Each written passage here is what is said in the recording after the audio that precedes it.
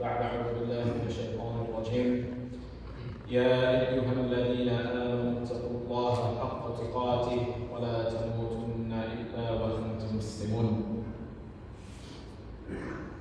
أما بعد. Dear brothers and sisters, alhamdulillah, we begin by praising Almighty Allah subhanahu wa ta'ala. We send peace and blessings upon Rasulullah upon his companions. We make dua that Allah allow us to live as Muslims and die as Muslims, and we make dua that on the day of judgment Allah subhanahu wa ta'ala resurrect us and place us alongside the believers, the Anbiya alayhi wassalam. Ameen. Dear brothers and sisters, just last week, Sunday, a few days ago, right after Fajr, as we finished our Fajr Salah, I was checking my messages. And the message that I received completely shocked me. It was a text message I received about a death of one of my friends. One of my friends who lives in Texas, who's only 27 years old, had passed away. He passed away in an accident, a vehicle accident. And it really took me by surprise. It completely shocked me. Because just a few days ago, I was speaking with him. I was having a conversation with him. And just like that, now he's gone. Inna lillahi wa inna ilayhi raji'un. You know, we hear about people passing away all the time. But when it's a close friend, when it's someone you know, when it's someone you interact with, when it's someone that you've just shook hands with yesterday, and you're not expecting them to be gone, you're expecting to see them the next day. You're expecting and you're planning to do different things with them. And all of a sudden, now they're gone. There's absolutely no way that you can bring them back no matter what you do. It just hits completely different. It's a shock. And Allah reminds us in the Quran over and over again, كُلُّ نَفْسٍ ذَائِقَةُ الْمَوْتِ. That no matter who you are, every single person, every single soul, will eventually, at some point in their life, taste death, and they'll have to pass. Whether you're 27, healthy, young, and you have your entire life ahead of you, or you're in your 80s or 90s, or if you're a young child in Gaza, an infant, everyone's going to have to pass. And death is one of those things where it's the most uncertain thing in the world as to when it's going to happen, but it's also the most certain thing in the world because we know for sure it's going to happen. There's no running away from it. There's this one guy, this billionaire tech guy, who's trying to reverse his age.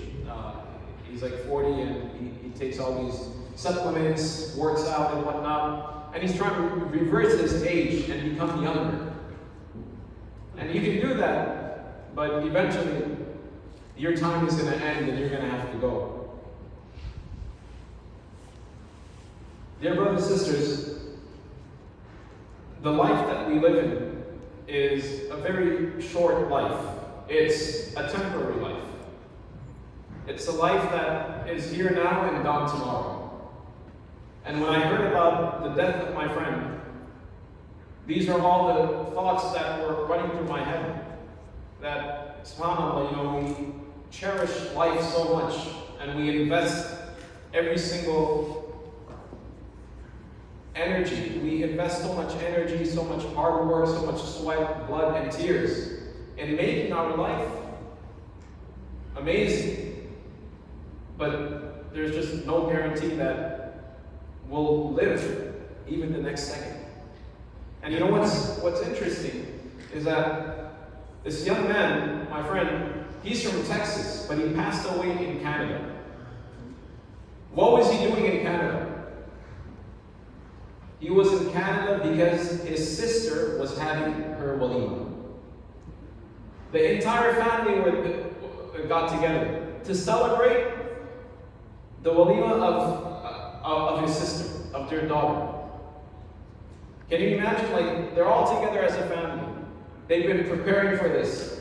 And you know what takes place before, a walima, you're all excited, you're going to see old friends, you're going to see family, you're going to have a fun time. On the night of his sister's walima, he gets into an accident and he passes away. And as you hear that, you may not know him, but you begin to realize how temporary this life is. That this life is just fleeting, it's fickle. It's here today, gone tomorrow. Forget tomorrow. We're here now, and there's absolutely no guarantee that we'll be here the next hour, the next minute. It just comes and goes, and it's like that. And how uncertain it is. But more importantly, we can't control when we're going to die. But what we can control is what we leave behind and what we prepare for after we pass away. And that's something that I've been thinking about more and more over the last few days as the news of my friend's death reached me. It's what am I going to leave behind? Because when he passed away, subhanAllah, there were so many different people sharing their experiences with him. But that's the question that's been reading through my mind all throughout. What sort of memories am I going to leave behind, or are we going to leave behind if we were to pass away today? If we were to die today, what are the memories we're going to leave behind? What sort of impressions and impact have we left on people? What have we prepared for the hereafter? Because after we die, there's another world. There's another life. What have we done for that? But as we said, dear brothers and sisters, that death is something that is going to happen. And because it's so certain, 100% certain, it's something that our deen encourages us to remember and remind ourselves of all the time. Rasulullah in a hadith, he mentions that, in fact, this hadith narrated by Abu Hurairah, he says that the Messenger of Allah would often remind others that remember death frequently, remember death in abundance. And the word that Rasulullah used here is not maut, it's not death. He said,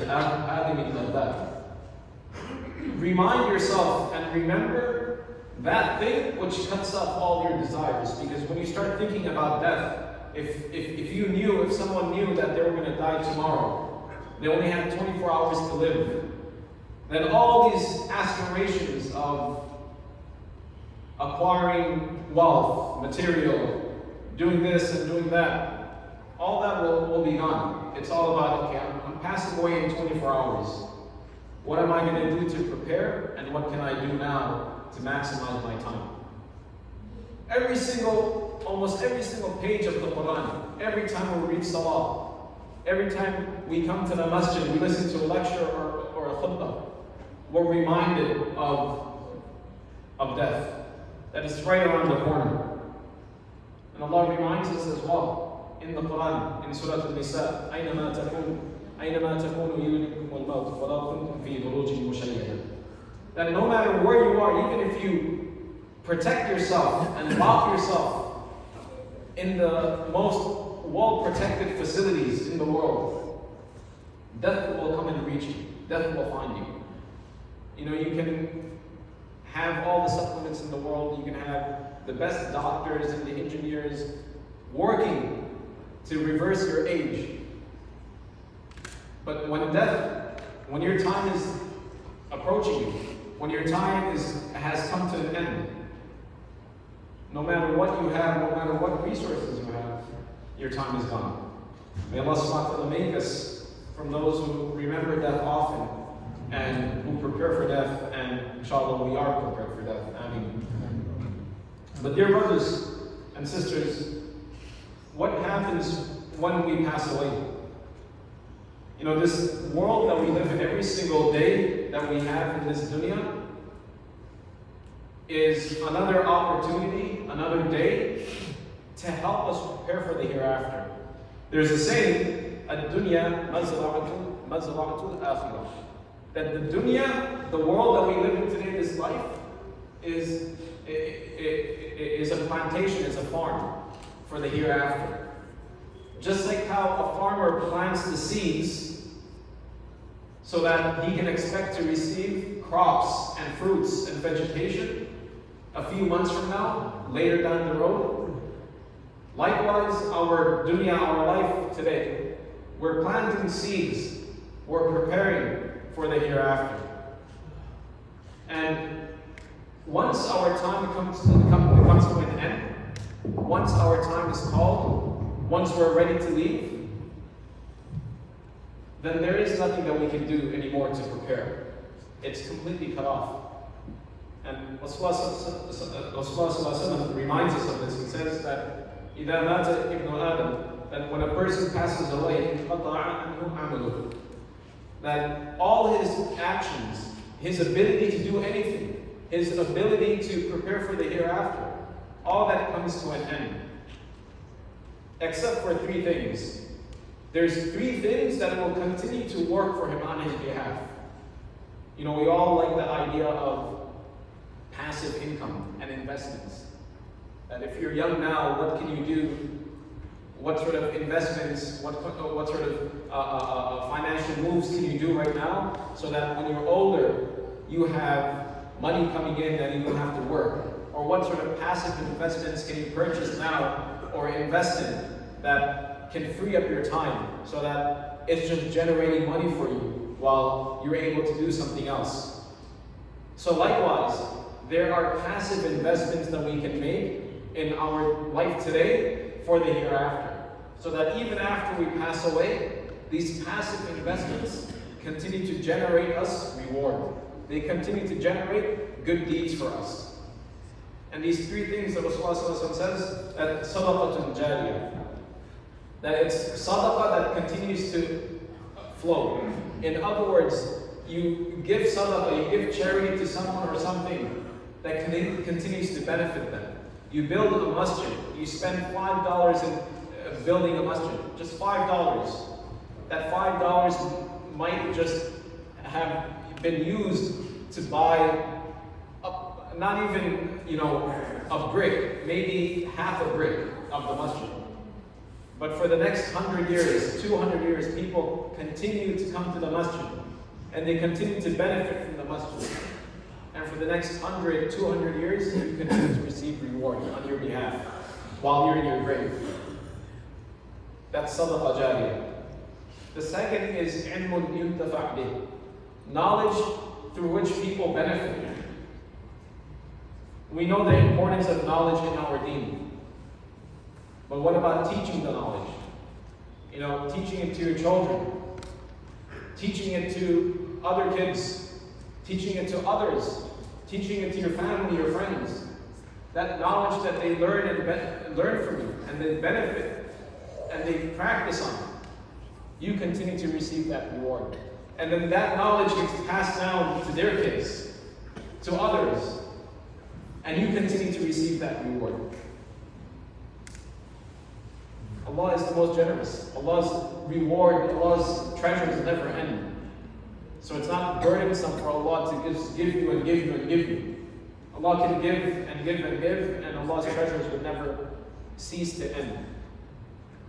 And then the last is waladun salih yad'u lahu, a righteous child who makes dua for you. But dear brothers and sisters, there's one aspect, one particular quality that comes to mind, which is the way we treat other people. So when I found out that my friend had passed away, he was active in the community. And again, he was just 27 years old. He wasn't married, he didn't have kids. But a lot of other people, we had a lot of mutual friends And like I said, he was somewhat active in the community. He would come to the masjid, he was a teacher as well. And people began to share their experiences with him. People began to share their interactions with him. And the common thread, the common message was that this person was very cheerful.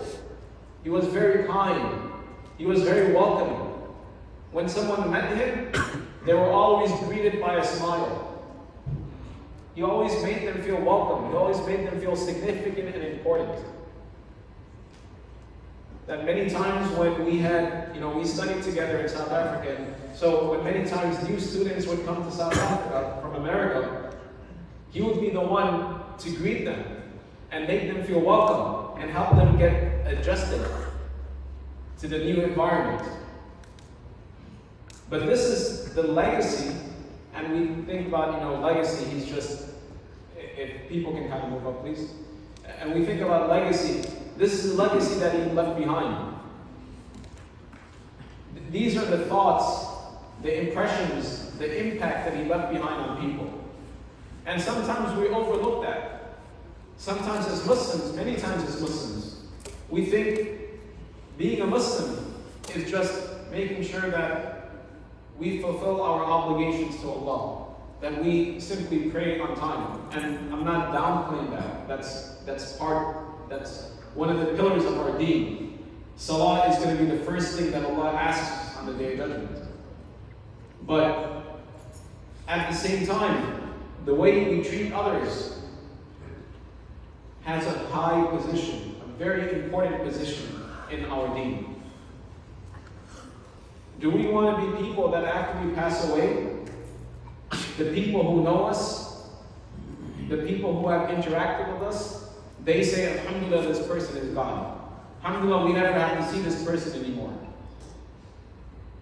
Or after you pass away, they don't even think about you. They don't even know you died.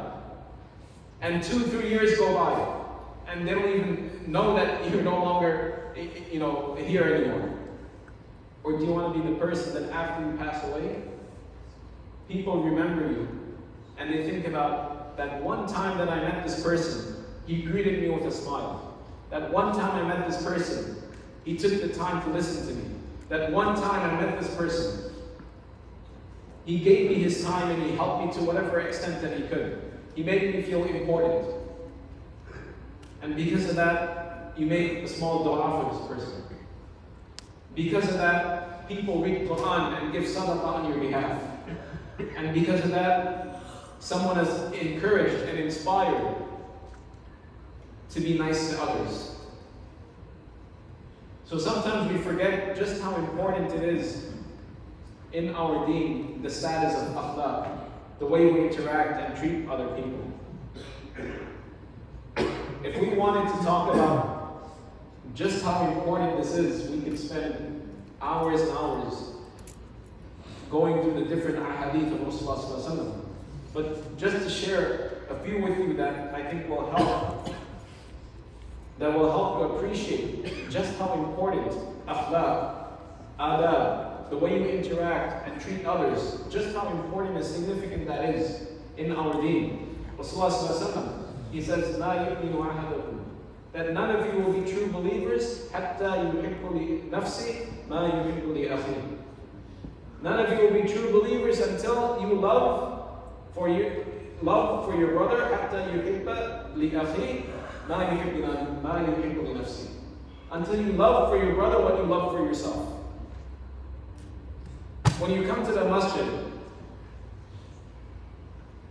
how do you want to be greeted?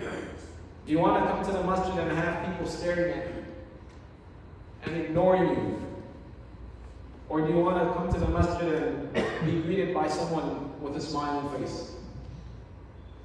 Do you want to come to the masjid and when you say salam to someone, they greet you and they ask you, how are you? And they take the time to speak to you. So, if that's how we want to be treated, then let's make an effort to treat others the same way. Because again, as Rasulullah says, that we cannot be true believers until we love for our brothers what we love for ourselves. If we don't like something, if we don't want to get, let's just say screwed over, then why do we feel okay to screw other people over? If we don't want to be treated a certain way, then why do we feel the need to treat others a certain way? And dear brothers and sisters, as I say this, I feel very hypocritical, because many times I interact with people and, I don't have the best of manners. I don't leave the best impression. I'm not always smiling. So forgive me, inshallah I can work on myself and become better. But let's all make that intention. That the way we want to be treated, inshallah, let's try to treat others like that as well. Another hadith of Rasulullah, and this one is so impactful. Rasulullah says, Min afdal al-amal, from the best of actions, from the most virtuous of actions, idkhalu surur ala al-mu'min. Idkhalu surur ala al-mu'min. From the most virtuous of actions is to make another believer, to make another person happy. Sometimes we forget just how important it is to treat others nicely. The Rasulullah is reminding us, from the best of actions, from the most virtuous of actions, is to make another person happy. And he says that تَقْضِي عَنْهُ دَيْنًا, you help them by relieving some sort of debt that they're in. تَقْضِي لَهُ حَاجَةً, that you help them fulfill one of their needs. And it can be as simple as, hey, I don't know how to get there, can you give me directions? It can be something as you see the person looking for water and they're thirsty and you give them water.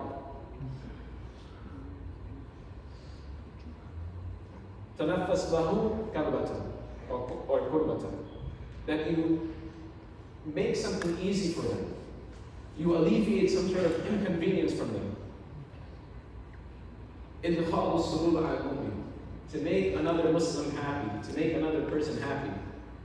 أفضل الأعمال, from the greatest, the most virtuous of actions.